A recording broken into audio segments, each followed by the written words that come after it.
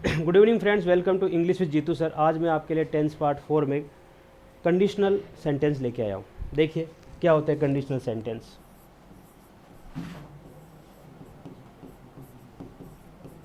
Conditional sentence एक ऐसा question है जो हर एग्ज़ाम में पूछा जाता है। कंडीशन कितनी होती है पहले तो आप ये समझिए। कंडीशन होती है 3.5, 1, 2, 3, 3.5। कंडीशन का मतलब होता है शर्त। इन्हें शर्त वाले वाक्य भी बोला जाता है। शर्त आपको पता है तो कैसे लगाते हैं हम? यदि तुम ये करोगे तो ये हो जाएगा। यदि का मतलब इंग्लिश में बोलते हैं यदि को इफ़, यानी कंडीशनल सेंटेंस इफ़ से स्टार्ट होते हैं। जैसे मैंने लिखा if you work hard you will get A job.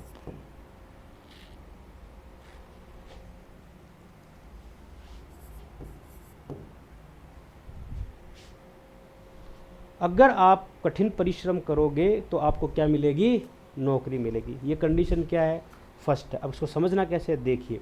Condition first है, वर्ब की फॉर्म है वर्क फर्स्ट। इधर है विल प्लस मेन वर्ब की फर्स्ट फॉर्म। कंडीशन फर्स्ट में हर चीज़ हमेशा फर्स्ट में चलेगी। कैसे चलेगी? कंडीशन फर्स्ट, वर्ब की फॉर्म फर्स्ट, वर्ब की फॉर्म फर्स्ट। हर चीज़ किस में चल रही है? फर्स्ट में। यहाँ सबसे महत्वपूर्ण जो बात आपको याद रखनी है वो ये है, मैंने आपको सीक्वेंस ऑफ टेंस में बताया था कि फ्यूचर के बाद कभी फ्यूचर नहीं आता है। वो रूल आपको अपने दिमाग में यहाँ पर भी रखना है। इफ़ का मतलब यदि होता है, यदि बताता है फ्यूचर, तो इफ़ क्लोज में गलती से भी विल का प्रयोग नहीं करना है। कॉमन एरर में एक क्वेश्चन पूछा जाता है तो क्या करते हैं? इधर विल लगा देते हैं। If you will work hard you get A job. अब आपसे पूछते हैं एरर क्या है इसके अंदर, तो आपको पता होना चाहिए इफ़ के साथ विल नहीं आएगा। अगर दे दिया तो गलत है, क्योंकि फ्यूचर के बाद कभी फ्यूचर नहीं आएगा। तो विल हमेशा इफ़ क्लोज के बाद जो सेंटेंस स्टार्ट होता है उसमें आएगा। तो कंडीशन फर्स्ट याद करने का तरीका क्या हो गया? 1, 1 और 1। Condition second, if you worked hard you would get a job। समझना, कंडीशन है सेकंड, वर्क की सेकंड फॉर्म होती है वर्क, तो फॉर्म कौन सी आ गई? सेकंड। कंडीशन सेकंड तो फॉर्म भी सेकंड। विल की सेकंड फॉर्म क्या होती है? वुड। याद रखने के लिए बता रहा हूँ मैं। वैसे तो मॉडल के बाद हमेशा वर्ब की फर्स्ट फॉर्म आती है, लेकिन अपन कंडीशन सेकंड को कैसे याद रखें कि हर चीज़ किस में चलनी है? सेकंड में चलनी है। सेकंड का मतलब है कंडीशन सेकंड, वर्ब की फॉर्म सेकंड, और इधर भी सेकंड बनाना पड़ेगा। तो विल का क्या बन गया? सेकंड। वुड। मॉडल के बाद हमेशा वर्ब की फर्स्ट फॉर्म आती है। तो फिर वही बात है, इफ़ क्लोज में कभी भी वुड का प्रयोग नहीं होगा, क्योंकि वुड क्या बता रहा है? फ्यूचर। फ्यूचर के बाद कभी फ्यूचर नहीं आता। एग्ज़ाम में आपको अगर ये वर्ब दी है तो इसको देख के ये भरना है, ये दी है तो इसको देख के ये भरना है। मान लीजिए आपको वर्ब दिया है तो पता लगा कि कौन सी फॉर्म है वर्ब की? Second form. ये देखते ही पता लगना चाहिए आपको कि सेकंड फॉर्म दी है तो कंडीशन भी कौन सी है? सेकंड। सेकंड कंडीशन में क्या आता है फिर? वुड प्लस वर्ब की फर्स्ट फॉर्म। अगर आपको वुड प्लस वर्ब की फर्स्ट फॉर्म दी है तो देखते ही पता लग गया कि यार विल की सेकंड फॉर्म क्या होती है? वुड। इसका मतलब कंडीशन कौन सी है? सेकंड। सेकंड कंडीशन है तो इधर मुझे क्या लगानी चाहिए? वर्ब की सेकंड फॉर्म। अगर आपको इधर वर्ब की फर्स्ट फॉर्म दी है तो देखते पता लग गया कि कौन सी फॉर्म दी है? वर्ब की फर्स्ट फॉर्म। तो कंडीशन कौन सी है? फर्स्ट। तो मुझे आगे क्या लगाना है? विल प्लस वर्ब की फर्स्ट फॉर्म। अगर आपको विल प्लस वर्ब की फर्स्ट फॉर्म दी है तो पता लग गया कि कंडीशन कौन सी है? फर्स्ट। कैसे पता लगा? विल प्लस वर्ब की फर्स्ट फॉर्म। फर्स्ट को फॉलो कौन करेगा? फर्स्ट। इधर क्या लगाना है? वर्ब की फर्स्ट फॉर्म। तो ये आपके फर्स्ट और सेकंड हो गए। थर्ड देखते हैं, if you worked hard, if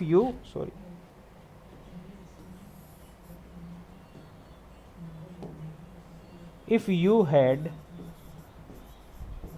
worked hard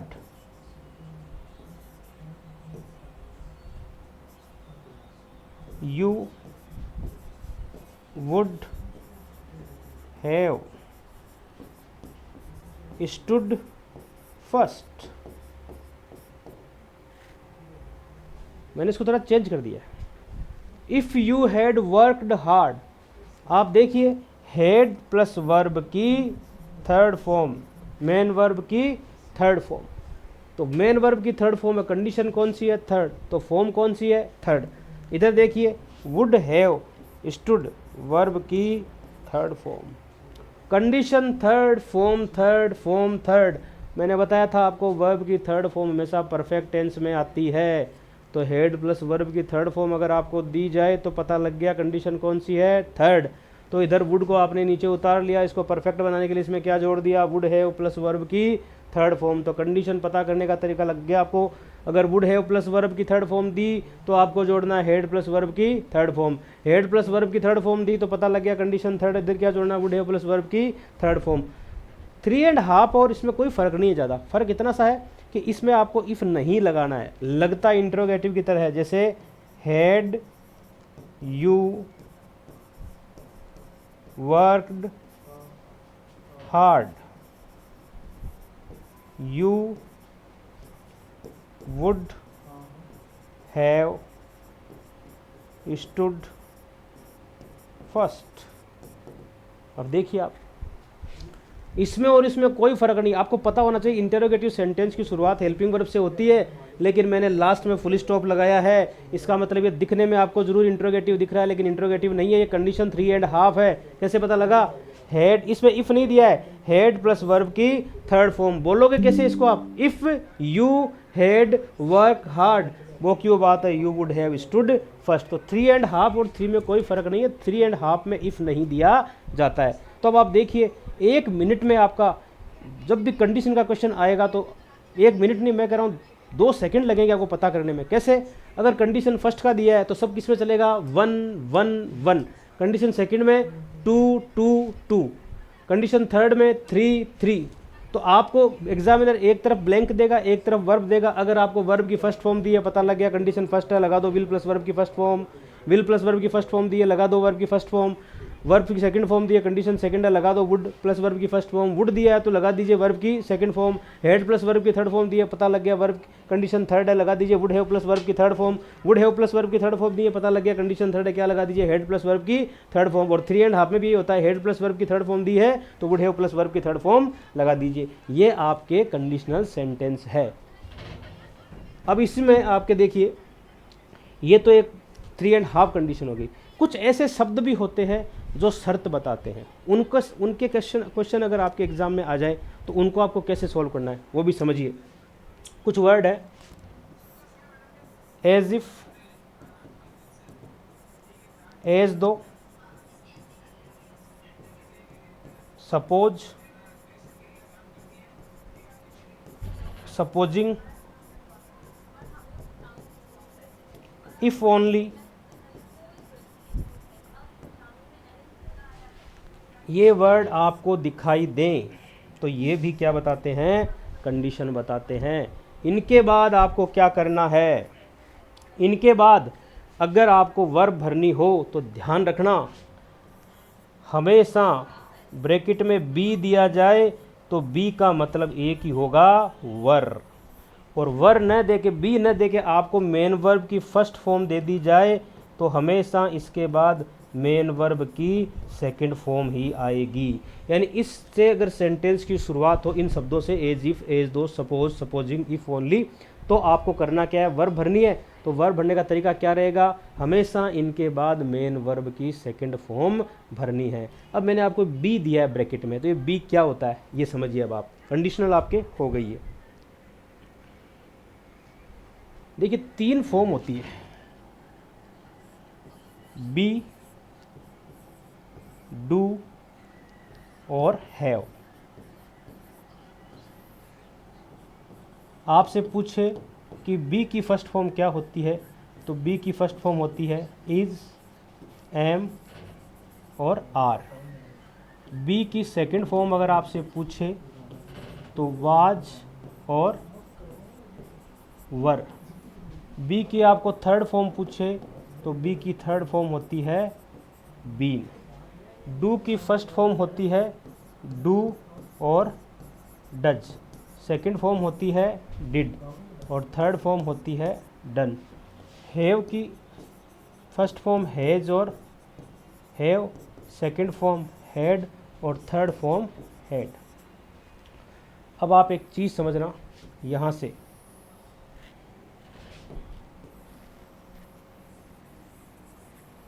एक चीज़ बता रहा हूँ मैं आपको, लिंक वर्ब।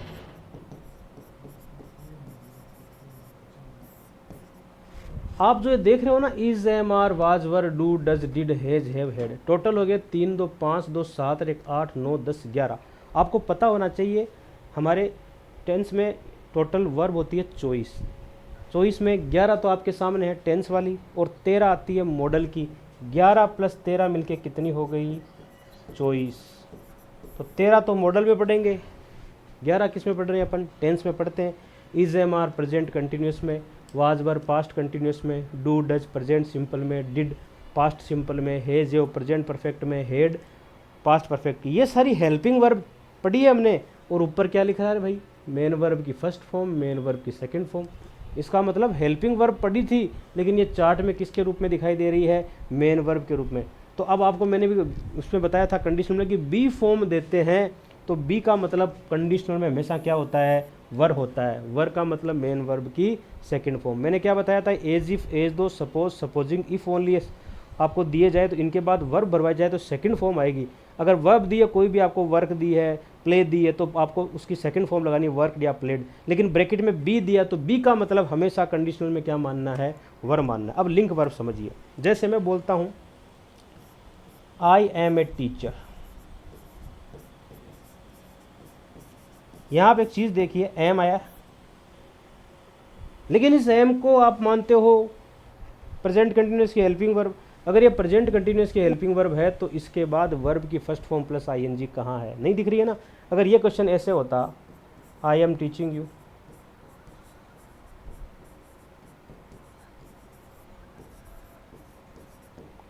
कि मैं आपको पढ़ा रहा हूँ, यहाँ आपने देख लिया कि सर एम भी है और वर्ब की फर्स्ट फॉर्म प्लस आईएनजी है, तो ये एम आपके प्रेजेंट कंटिन्यूअस की हेल्पिंग वर्ब है। लेकिन ऊपर वाले में तो आप देखिए एम तो दिया है, लेकिन इसके बाद मेन वर्ब की फर्स्ट फॉर्म प्लस आईएनजी नहीं दी। इसका मतलब ये तो हेल्पिंग वर्ब है एम, लेकिन ये ऊपर वाली एम हेल्पिंग वर्ब नहीं है। ऊपर वाली एम क्या है? मेन वर्ब की फर्स्ट फॉर्म। तो मेन वर्ब की फर्स्ट फॉर्म है, तो ये इसका सब्जेक्ट है, ये इसका ऑब्जेक्ट या प्रेडिकेट है। इन दोनों को जोड़ने का काम कौन कर रहा है? ये एम कर रहा है। इसलिए एम को क्या बोलेंगे अपन? लिंक वर्ब बोलेंगे।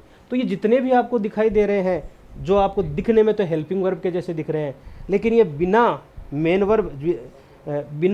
वर्ब के आते हैं, अकेले ही आते हैं, तब ये क्या कहलाते हैं? लिंक वर्ब कहलाते हैं। पहचानना बहुत आसान है, आपने पढ़ा होगा। जैसे कोई बोलता है ही हैज़ ए कार,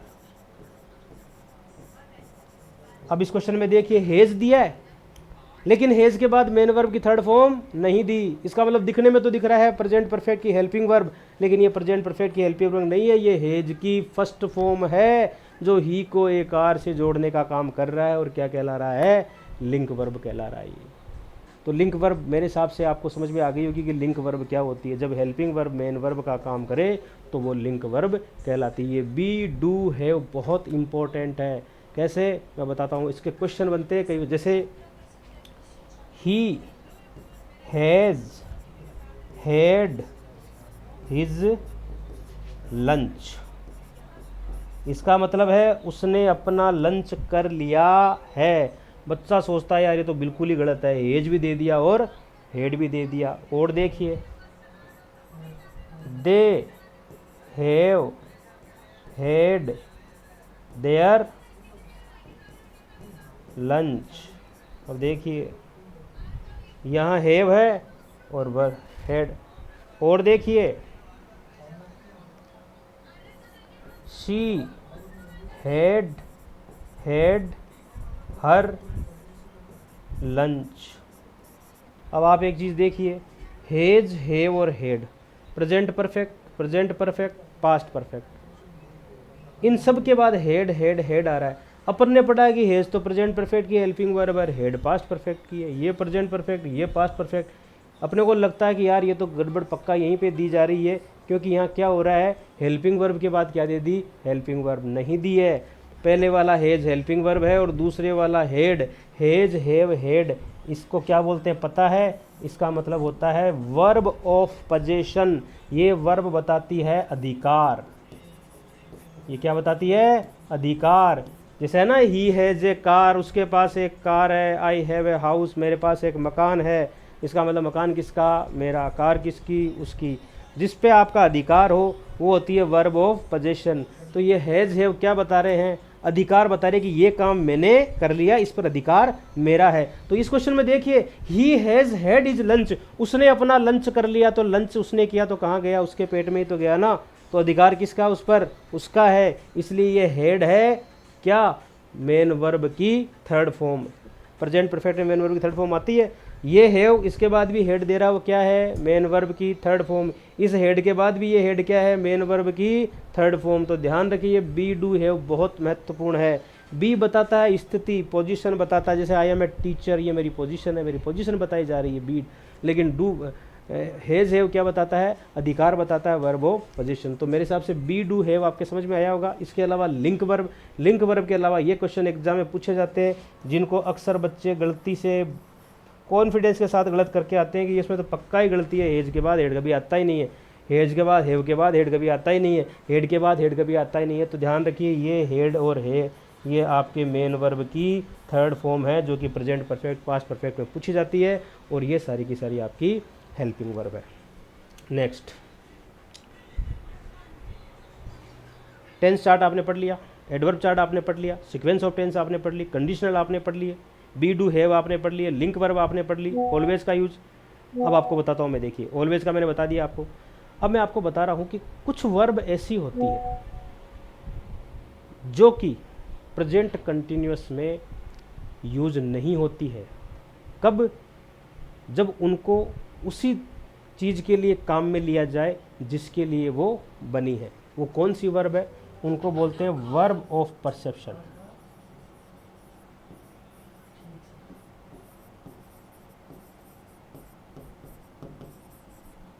पहले तो आपको ये पता होना चाहिए कि परसेप्शन होता क्या है।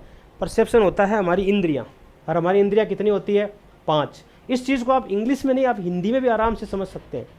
हमारे 5 इंद्रियां होती है। आंखें देखने के लिए बनी है, कान सुनने के लिए बने, स्किन फील करने के लिए बनी है, नाक हमारे स्मेल के लिए बने, ये हेयर के लिए बना है। तो अब आप ये देखिए, इनका यूज जब आप करते हो तो आंखों का काम क्या होता है, देखने का। तो देखिए, एक सेंटेंस दे रहा हूं मैं आपको। अभी आप क्या कर रहे हो, यू आर सीइंग मी, आप मुझे देख रहे हो। सी का मतलब होता है देखना, देखने का मतलब कौन करेगा, देखने का काम आंखें करेगी। तो देखने का काम आंखें कर रही है, तो इसका यूज कंटिन्यूअस में नहीं होगा। यहाँ पर ये जो आर सीइंग लगाया है ये गलत है। ये कौन से टेंस में लिखे जाएंगे, प्रेजेंट में लिखे जाएंगे।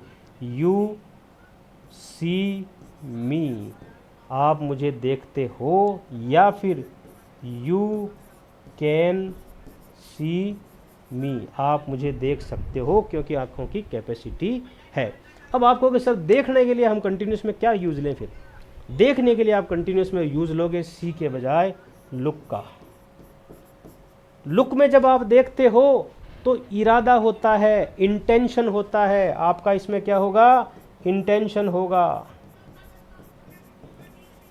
इसमें आपका इरादा होगा।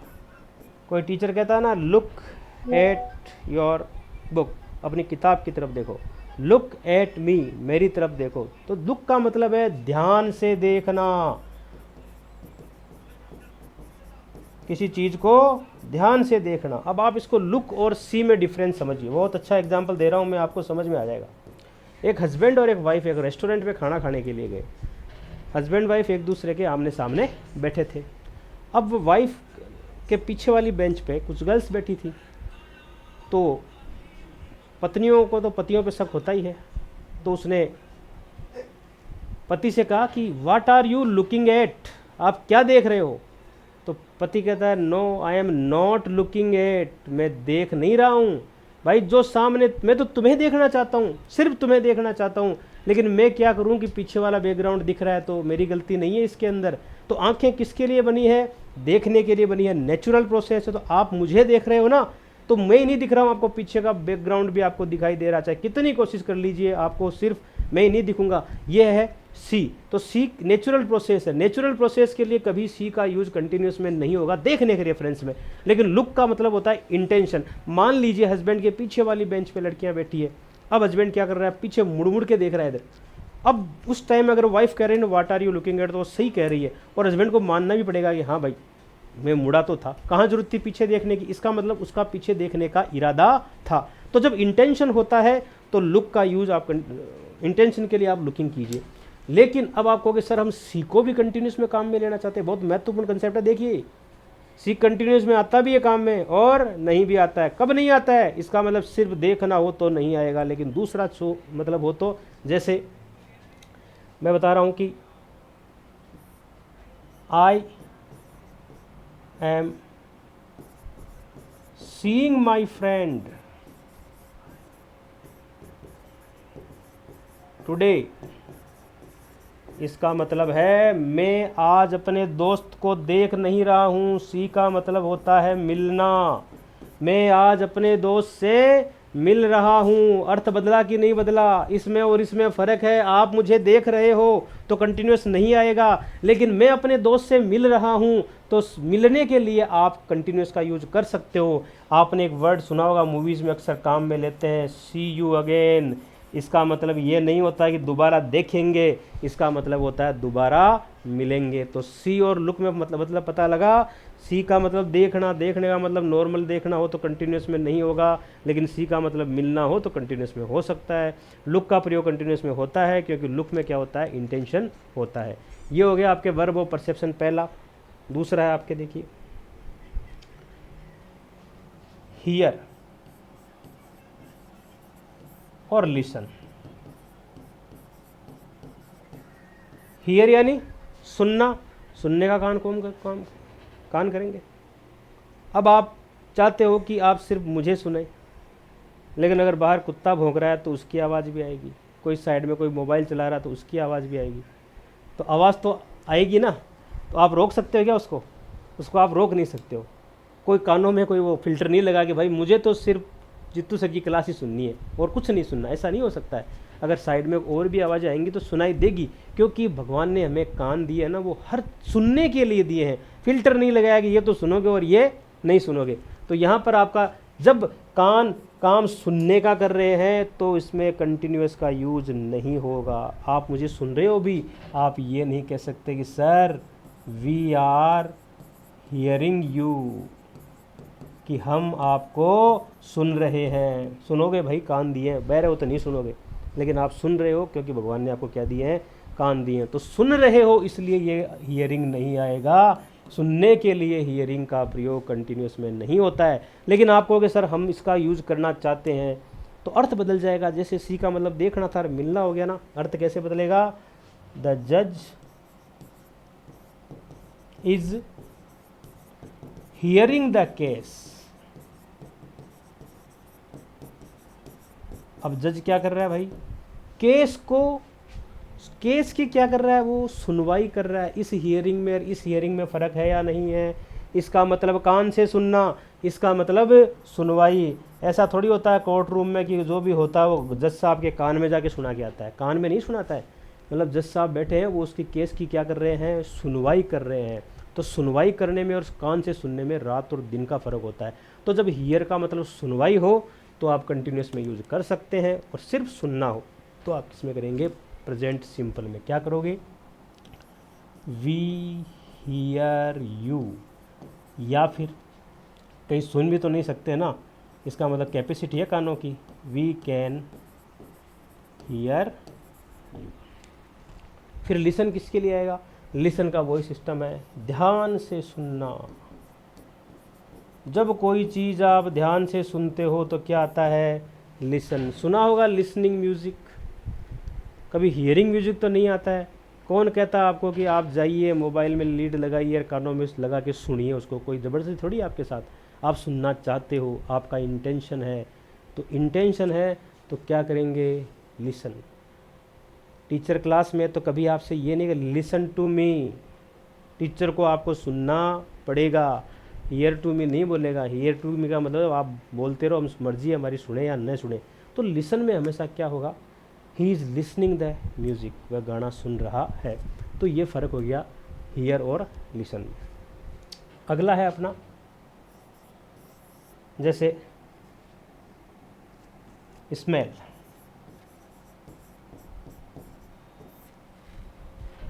सूंघना, ये सूंघने का काम कहाँ से होगा? नाक से। तो नेचुरल प्रोसेस है। आप ये नहीं कह सकते we are smelling.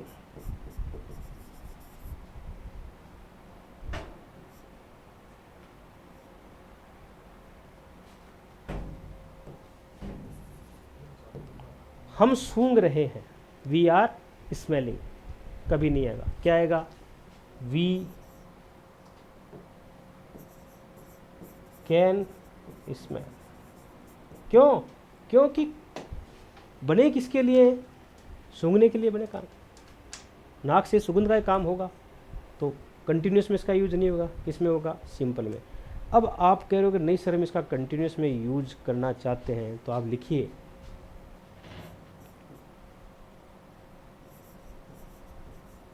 Ravi is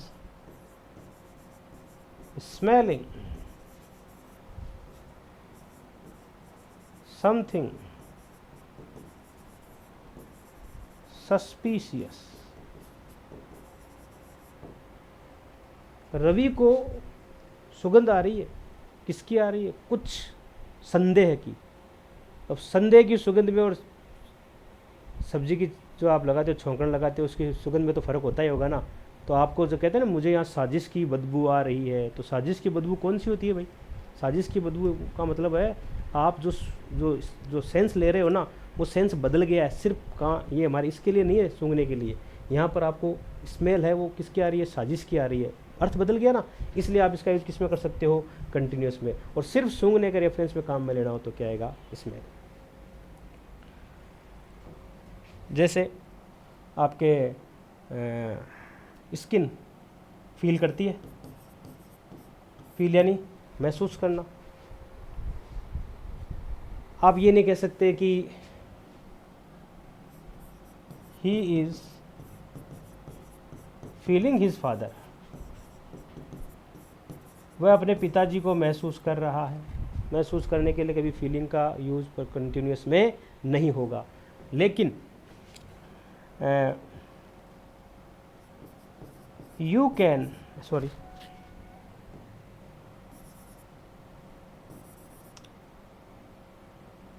he is feeling the smoothness of the surface। वो कोई सरफेस है उस जो कि बिल्कुल ही स्मूथ है, उस सरफेस की स्मूथ को क्या कर रहा है? महसूस। जैसे ये बोर्ड है, मैं इसकी जो ये स्मूथनेस इसको क्या कर रहा हूँ? महसूस कर रहा हूँ। तो ये महसूस करने का अर्थ बदलते ही किस में यूज हो सकता है? कंटिन्यूस में हो सकता है, अदरवाइज इसका यूज़ कंटिन्यूस में नहीं होगा। टेस्ट का भी होता है, I am testing something. No, test का मतलब जब आप टेस्ट कर रहे हो, जीभ से चख रहे हो, तो उसका यूज कंटिन्यूस में नहीं होगा। ये हो गई आपके वर्ब और परसेप्शन। इनका यूज़ आपको कंटिन्यूस में नहीं करना है। कब नहीं करना है? जो चीज़ जिसके लिए बनी है उसी काम को करती है तो सिंपल आएगा प्रेजेंट, लेकिन अर्थ बदल गया तो प्रेजेंट कंटिन्यूस आ सकता है। अब आपके कुछ वर्ब है, जैसे एग्ज़ाम में पूछ भी जाती है कि हैड बेटर,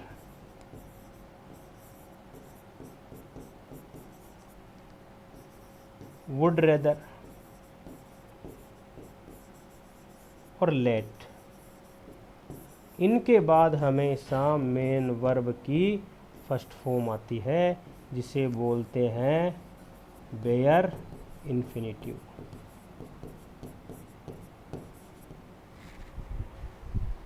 अब आप देखिए, रूल रेगुलेशन चाहे बहुत सारे और भी होंगे, किताबों में बहुत सारे नियम लिख रखे हैं, आपको एक चीज़ को समझना होगा कि जिस तरह से हम मोबाइल ख़रीदते हैं ना, तो ये देखते हैं कि इसमें कितने ऐप हैं, ये ऐप भी है, ये ऐप भी है, ये ऐप भी है, 150 ऐप देख के मोबाइल लाते हैं। लेकिन लाने के बाद ऐप कितने काम में लेते हो आप? 5 या 7 mobile, WhatsApp, Facebook, Insta, Twitter, 10 मान लीजिए आप, 10 ज़्यादा। तो वही बात कोई भी टॉपिक ग्रामर का पढ़ते हो उस पर भी लागू होती है कि आपने रूल्स तो बहुत पढ़ लिए, आपको पढ़ने से ज़्यादा महत्वपूर्ण है कौन सा रूल ऐसा है जिसको अपने को बस पढ़ना तो है लेकिन फोकस नहीं करना है। अपने को फोकस करना है उन 8 या 10 रूल्स पे ही, क्योंकि जब एग्जामिनर पेपर सेटर जो पेपर बनाएगा उसको पता है कि मुझे एक टॉपिक में से 1, 2 या 3 क्वेश्चन देने हैं, तो क्या 3 क्वेश्चन वो उन 10, 20, 50 जो और भी ऐसे ऐसे रूल बना रखे हैं उनमें से देगा, या एक टॉपिक में 8 या 10 रूल ऐसे हैं जो वास्तव में जिनमें से अच्छे क्वेश्चन बनते हैं उनमें से देगा। तो आपका फोकस ये होना चाहिए कि जैसे मैंने आपको अब ये टेंस अपना कंप्लीट है, मैं आपको कंक्लूजन बता रहा हूँ। सबसे पहले आपको क्या पढ़ा? आपने पढ़ लिया सबसे पहले टेंस चार्ट, उसमें आपने हेल्पिंग वर्ब, मेन वर्ब पढ़ ली, वो कॉमन बात एग्जाम में मिलेगा। उसके बाद आपने एडवर्ब चार्ट पढ़ा। तो जब भी आप टेंस का क्वेश्चन करोगे तो पहली कंडीशन अप्लाई क्या होगी? आपको टेंस में क्या देखनी है? एडवर्ब देखनी है। कोई क्वेश्चन दिया उसमें सबसे पहले क्या देखिए आप? एडवर्ब देखिए कि कौन सी एडवर्ब दी है। जिस टेंस की भी एडवर्ब दी है उस टेंस में जाके खड़े हो जाए और उसकी हेल्पिंग वर्ब लगा दीजिए। दूसरी पॉसिबिलिटी, हेल्पिंग वर्ब आपको एडवर्ब नहीं दी है तो सीक्वेंस ऑफ टेंस। क्वेश्चन को सॉल्व करने का तरीका क्या होगा? Sequence of tense. Sequence of tense क्या कहती है? प्रेजेंट के बाद प्रेजेंट आएगा या फ्यूचर आएगा, फ्यूचर के बाद हमेशा प्रेजेंट आएगा और पास्ट के बाद हमेशा पास्ट आएगा, कुछ कंडीशन को छोड़ के। तो आप सीक्वेंस ऑफ टेंस देख लीजिए। थर्ड कंडीशन है कि आपको न तो एडवर्ब दी है न सीक्वेंस ऑफ टेंस दी है। अब क्या करोगे आप? आपको सेंटेंस को पढ़ना है और उसके सेंस के हिसाब से करना है। एक आपको मैंने कंडीशनल बताया था, वो भी एक अपने आप में टाइप ही है, अलग टाइप ही है कंडीशनल की, कि क्वेश्चन अगर कंडीशनल का आता है तो उस पर कोई दूसरे रूल नहीं लगते हैं, कंडीशनल का ही नियम लगेगा, 1 1 2 2 और 3 3 का। एक चौथी और पांचवी ट्रिक और बता रहा हूँ मैं, कई बार दोनों तरफ ब्लैंक देते हैं क्वेश्चन में, इधर भी ब्लैंक और उधर भी ब्लैंक। अब जब ब्लैंक दे दिया, बच्चों को ब्लैंक नहीं दिया, एक तरफ वर्ब दिया तो पकड़ लेगा वो सीक्वेंस ऑफ टेंस के हिसाब से कि प्रेजेंट है तो प्रेजेंट लगाऊं या फ्यूचर लगाऊं, पास्ट है तो पास्ट लगाऊं। लेकिन जब आपको दोनों तरफ ब्लैंक दिया है, तो जब दोनों तरफ ब्लैंक दिया जाए तो 99% दोनों तरफ ही आपको किसका प्रयोग करना है? पास्ट का प्रयोग करना है। कौन से पास्ट का प्रयोग करोगे ये इस क्वेश्चन को पढ़ने पे पता लगेगा, क्योंकि कुछ काम ऐसे होते हैं जो हो चुके तो पास्ट परफेक्ट आएगा, कुछ काम ऐसे हैं जो जारी है तो कंटिन्यूस आएगा, कुछ काम होते हैं तो सिंपल आएगा। वो तो क्वेश्चन को पढ़ के ही आपको उसका जवाब देना है। मेरा कहने का मतलब है, आपको मैंने मात्र 4 क्लास में 1 घंटा 5-7 मिनट की क्लास बनेगी, इसमें मैंने पूरे आपको टेंस समझा दिए और वो रूल बताए मैंने आपको जिनमें से क्वेश्चन पूछे जाते हैं। कोई कन्फ्यूजन वाली स्थिति पैदा नहीं करी है मैंने, हर चीज़ को सेपरेटली आपको समझाया।